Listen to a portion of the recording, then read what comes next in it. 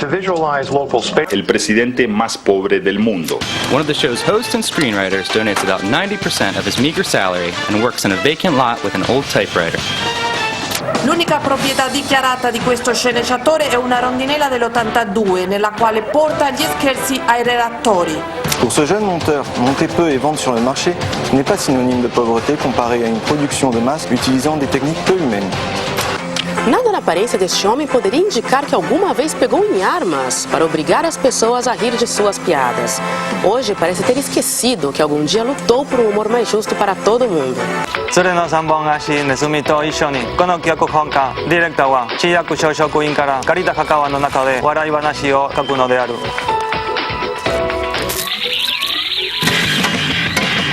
Reporte Descomunal, el programa más pobre del mundo.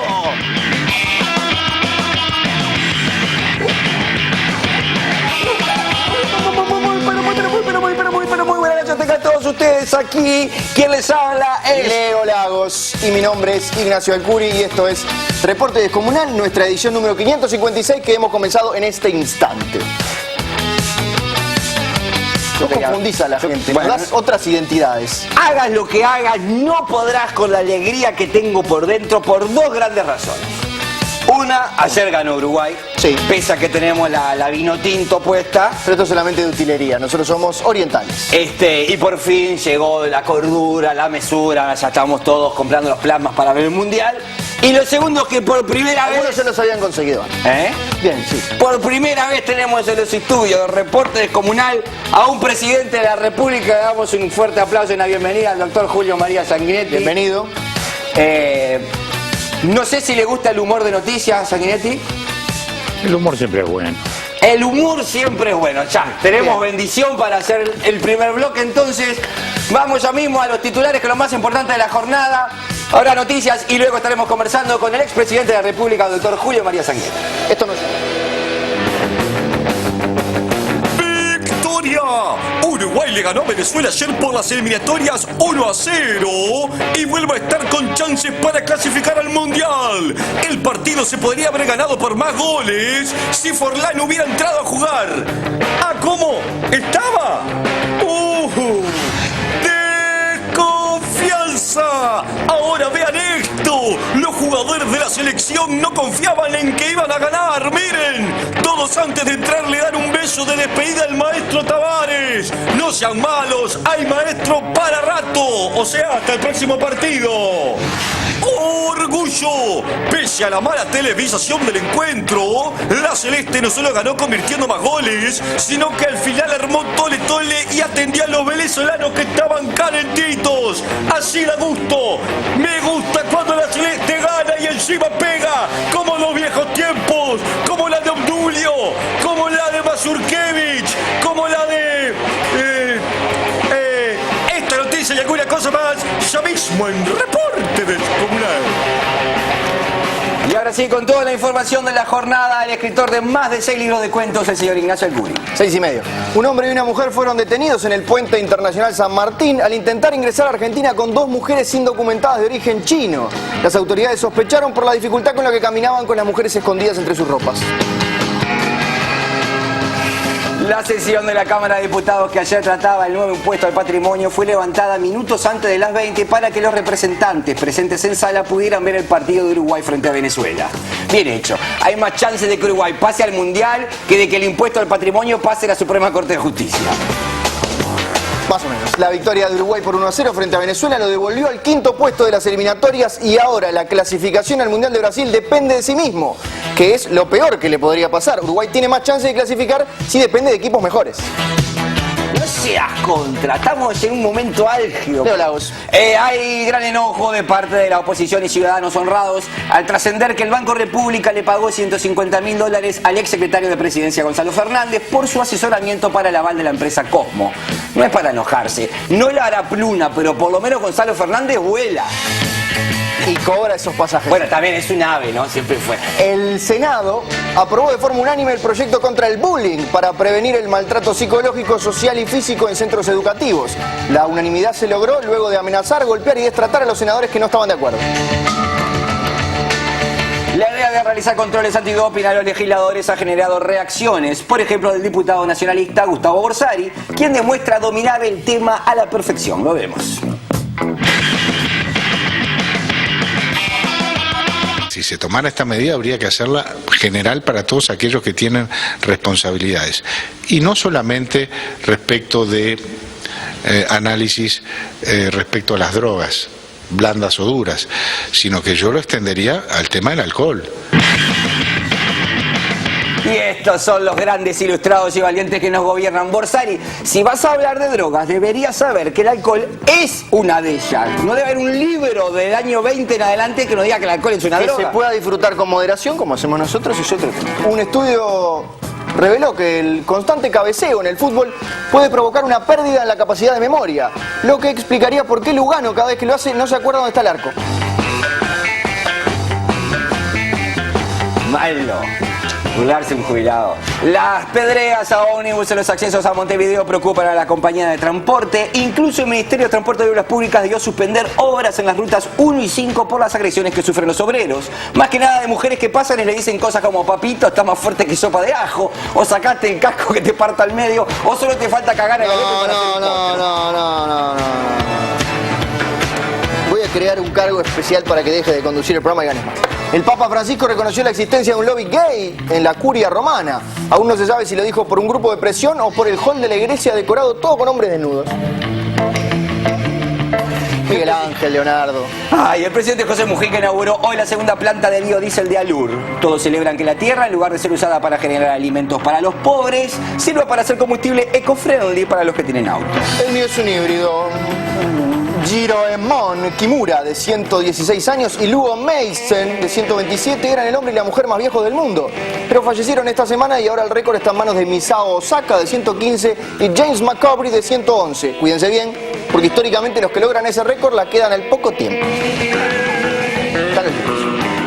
La semana pasada el ministro de Interior acusó a grupos radicales de estar detrás de los ataques a la Suprema Corte de Justicia mientras se realizaban los festejos de Peñarol, el campeón del siglo, lo que motivó una conferencia de Asamblea Popular para desligarse de las acusaciones. Nacho, a nosotros nos llegó un video. En realidad nos llegó un USB, están actualizando. Sí, un pendrive, y vamos a ver el video entonces de este comunicado de ARP desligándose de los... Sí, de la Asamblea realmente popular que se desliga efectivamente de los hechos. Vamos a verlo. Ese.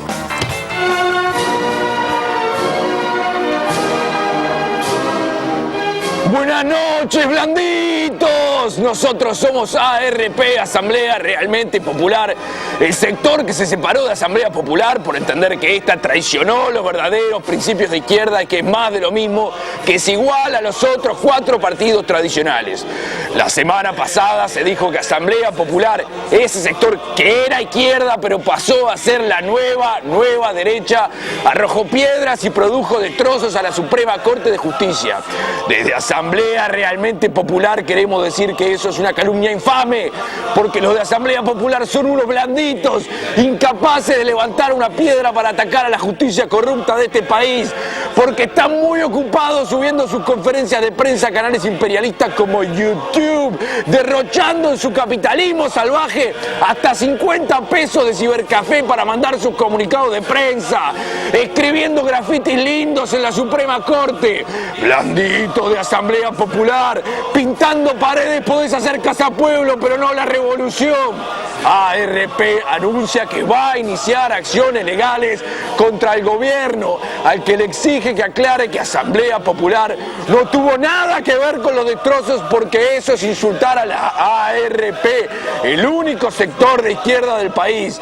Y también queremos desenmascarar a los burgueses acomodados de Asamblea Popular.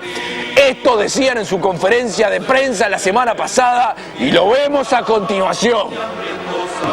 El diario El País dice textualmente: en particular, fuente del Ministerio, que el país recoge, y es muy raro que el país invente esto porque sabe que podemos discrepar con el diario El País, pero es un diario fogueado que tiene experiencia. ¡Blanditos! Compran el diario El País y no solo lo compran, lo defienden y le dan credibilidad, algo que ni siquiera el ex dictador Tabaré Vázquez se animó a hacer. ¿Qué van a hacer ahora? ¿Mandar una carta búsqueda? ¿Sacarse una foto con Amodio Pérez y mandarla al Observador? Cómplice de golpistas, le están haciendo el juego al ultraderechista Mujica. Nosotros en la Asamblea Realmente Popular, en vez de comprar el país, quemamos los kioscos para que no se lea. Y en vez de rogarle difusión a los medios oligarcas del país, iniciamos nuestro propio plan social y lo vemos. Porque la propiedad es un robo. En nuestro plan One Plasma per Child demostramos que los plasmas de uno son los plasmas de todos.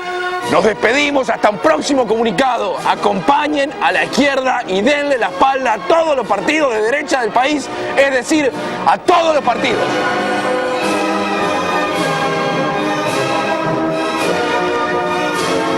Bueno, en estos tiempos donde la gente se exalta es bueno escuchar mensajes moderados que llaman a la calma y a la reflexión. Y a la reflexión, sobre todo. Julio María Sanguinetti, sigue ahí, usted no se fue todavía. Muy bien, vamos a estar hablando con el expresidente de la República sobre el plebiscito o el llamado a referéndum para derogar la despenalización del aborto. Así que no cambien de canal porque no hay nada muy interesante para ver en los otros tampoco. Exactamente.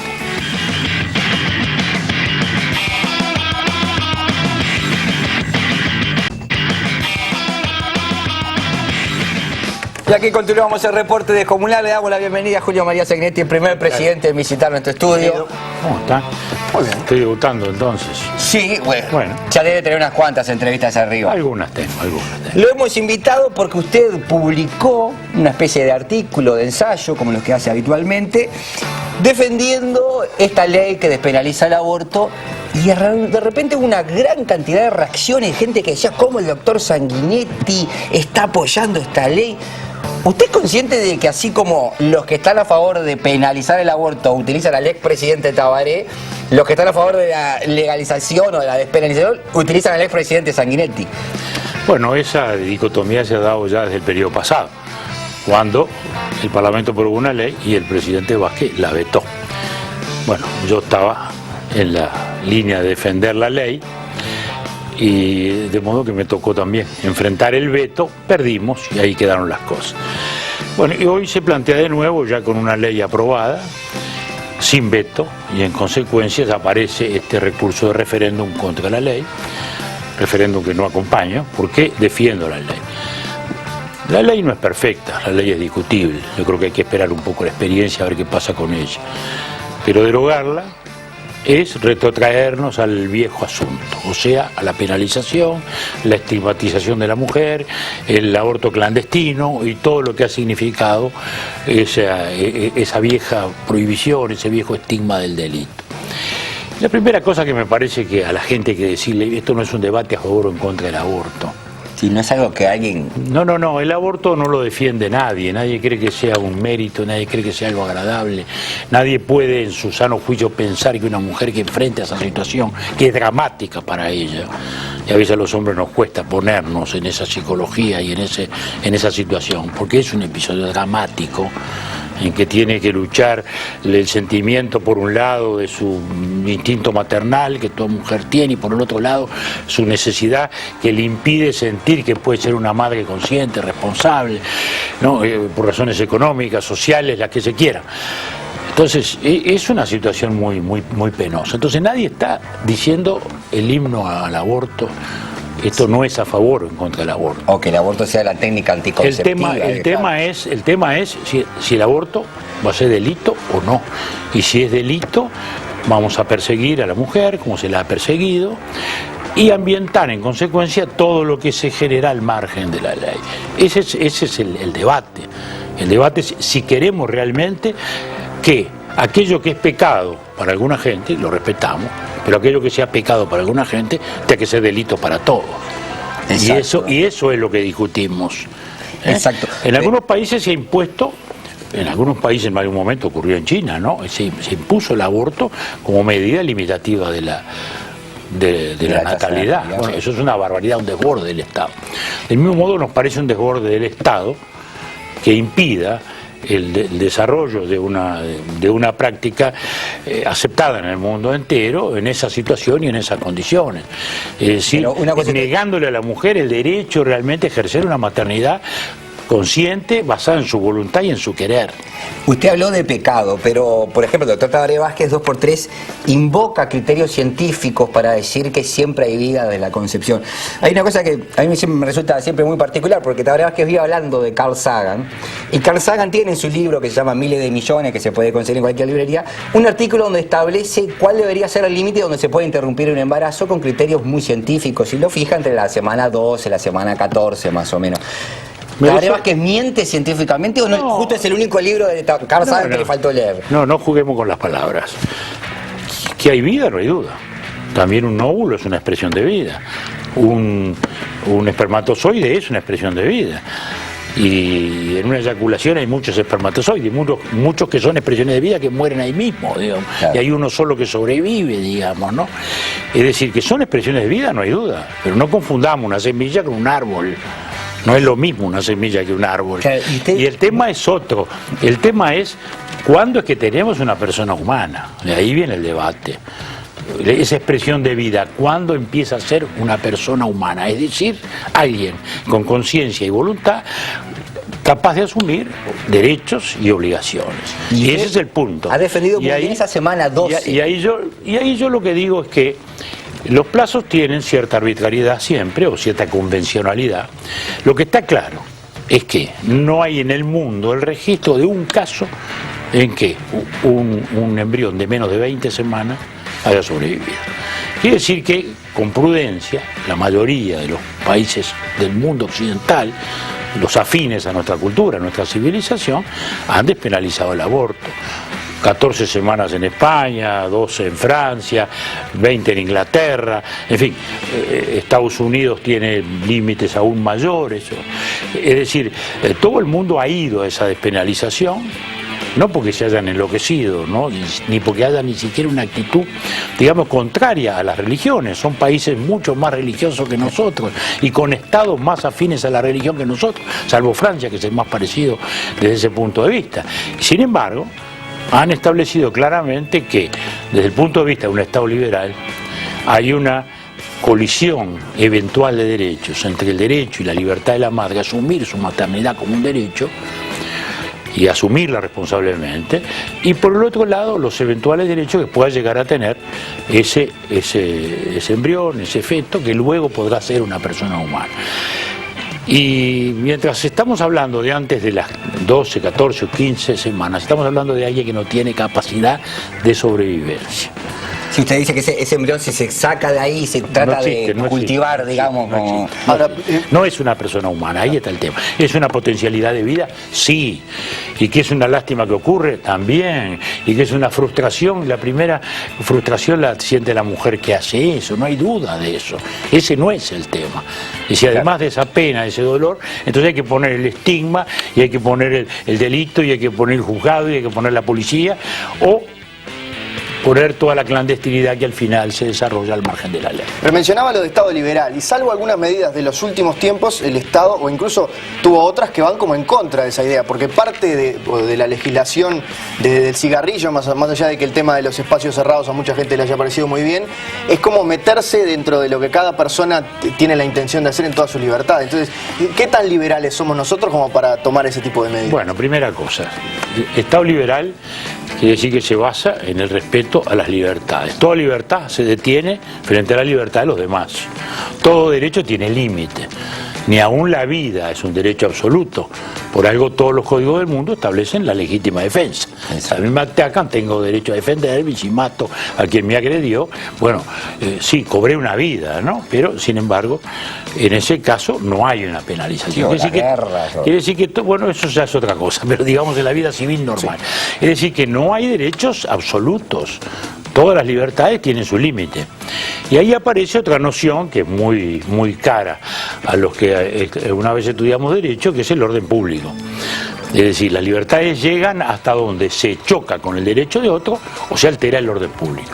Entonces, fumar en un lugar colectivo, bueno, puede alterar el orden público y de ahí la prohibición puede tener una justificación. Pero la persecución Ahora mediante prohibirlo hacerlo en la casa es otra cosa, ¿verdad? Y poner un precio exorbitante como para que uno no haga la casa. Bueno, eso termina siendo ingenuo porque terminamos ambientando el contrabando también. Bien. Al final, a fuerza de prohibir, terminamos alentando lo ilícito, Julio que es lo María, que pasa en la calle. Una pregunta que se puede estar haciendo la gente, ¿no? ¿Por qué sale ahora Sanguinetti a defender este proyecto, ¿no? Cuando hay un silencio casi en el oficialismo, que es el que prácticamente llevó a cabo este proyecto con muchos sectores de la oposición, obviamente, ¿no? Mire, yo lo he defendido siempre, este criterio, es una vieja lucha en la cual hemos estado desde siempre, desde una posición de defensa de los derechos de la mujer, que ha costado mucho en la civilización, mucho ha costado, porque ahora nos parece que los derechos de la mujer son algo muy sencillo, y ha sido una larga lucha en todo el mundo occidental, y para superar las viejas concepciones de las antiguas religiones. Felizmente hoy las religiones algunas han ido cambiando y evolucionando, la que menos cambió desgraciadamente la musulmana, hoy muy importante, pero el hecho es ese, ha costado mucho lograr la conquista de los derechos cívicos, de los derechos políticos, de los derechos. Nuestros propios códigos reflejaban esas visiones y ha costado ir saliendo, ¿no? Recién de los años 40 se reconocieron los derechos civiles a la mujer en este país, ¿no? Es decir, y luego de una larga lucha feminista, ¿no? Que venía allá de antaño, sí. De mucha gente, ¿no? Es decir, ¿por qué se siente solo defendiendo esta postura? Bueno, yo no me siento solo, me siento acompañado de la razón, que es lo que me importa, y tranquilo con mi conciencia. No estoy en una posición oportunista, yo estoy en el debate público, no en la política electoral, de modo que no estoy en el tema ni de ganar ni de perder votos, no es mi tema hoy. De eso le quería hablar un poquito. Lo que sí me importa son los temas del país y los temas del mundo, que es a lo que me dedico, en las conferencias que doy por ahí, en los artículos que hago, y bueno, mi posibilidad de periodista está al servicio de aquellas cosas en las que creo. Y este es un tema de debate hoy en la sociedad uruguaya, y me parece importante que haya, bueno, en este caso una voz liberal, está un poco solitaria, es verdad, pero bueno, lo asumo con toda la serenidad del caso. A mí lo que me gusta de su forma de argumentar, porque su postura es que no degrada ninguna otra postura, simplemente exhibe una serie de argumentos. Esto es un tema de conciencia. Pero me interesa otra cosa que usted dijo, Julio María. Dijo que no estaba para lo electoral. Usted sabe que hay mucha gente, o alguna gente, que quisiera volver al Partido Colorado, pero que el apellido de su líder es como un impedimento. ¿Por qué no se tira a las internas usted? Si usted ya con Tabaré Vázquez las veces que fue, ganó. Sí, viene invicto en elecciones. Viene invicto en elecciones. ¿Y usted qué quieren? ¿Que ahora lo pierda el invicto? ¿Tan poca fe se tiene? No, lo que pasa es muy simple. Yo fui presidente 2 veces, es un largo lapso. 5 años de gobierno, 5 años de intermedio, 5 años. Y luego allí, cuando salí, dije ya que no iba a ser más candidato por una razón sencilla. Porque pensaba que había que abrir el espacio, habría que dar el famoso paso al costado. Pero se les metieron adentro. Pero está muy bien que sea, está muy bien que sea. Cuando uno da el paso al costado ya sabe que tiene que venir otra gente. Y uno no puede suponer o desear o imaginar, por lo menos yo no lo imaginé para mí. Otros líderes políticos tienen otro criterio, el de ejercer su función hasta el último día, digamos, de sus posibilidades vitales. Yo pensé que luego que haber estado 2 veces en la presidencia ya era suficiente, que debía dar un paso al costado para que salieran otra gente dentro del partido. Y bueno, y así fue. Y así fue. Y entonces están gente, bueno, como Bordaberry, que bueno, que no tiene por qué cargar las culpas y responsabilidades políticas del padre, ¿no? No, eso no, pero también, por ejemplo, en el tema que estamos hablando, dio una orden vertical de respetar algo que contradice cierta cultura vallista de... Bueno, está en la misma posición que el doctor Vázquez, contradiría cierta cultura socialista. Exacto. Y yo que pertenezco a un vallismo esencialmente liberal, también creo en la socialdemocracia como desarrollo de la idea de libertad. Bueno, entonces estoy en esta posición, bueno, con mucha tranquilidad de conciencia y arropado en muchas razones. Porque en el tema, porque acá la gente a veces confunde, una cosa es el tema religioso, otra cosa es el tema moral y otra cosa es el tema legal. Claro. Porque morales o concepciones de la moral puede haber muchas muy distintas, digamos, ¿no? Como estábamos hablando hace un momento. Yo respeto todas. El tema está, mientras no violen el orden público, bueno, todas son respetables. Pero el tema es que hasta qué punto el Estado tiene derecho a imponer una moral que es rechazada o resistida por media población, ¿no? La ley es otra cosa. Por eso digo, esto puede ser pecado para mucha gente. No tiene por qué ser delito para todos, ¿no? Sí, como el consumo de determinados alimentos para algunas religiones y están permitidos. Y no quiere decir que eso haga que ellos lo vayan a comprar. Exactamente. Julio María, yo le quiero agradecer muchísimo que haya tenido tiempo. Recordar a la gente que la consulta del 23 de junio no es ni obligatoria. No, eso es solo para el que sea partidario de derogar esta ley. Y yo creo que esta ley no es perfecta, pero creo que retornar a lo anterior es mucho peor y a su vez va a sepultar la posibilidad de razonablemente discutir este tema por muchos años. Y eso me parece que retrotraer al país a una época que uno pensaba que ya estaba superada. Uno lo mira y ya piensa que está haciendo campaña. Julio María, muchas gracias. Yo les recomiendo, pueden entrar al correo de los viernes en internet y ver los argumentos que escribe Julio María para no apoyar esta consulta popular del 23 de junio. Seguiremos hablando del tema hasta entonces y nos vemos el viernes cuando tengamos música en vivo. Muchísimas gracias por venir. Gracias. Nos vemos.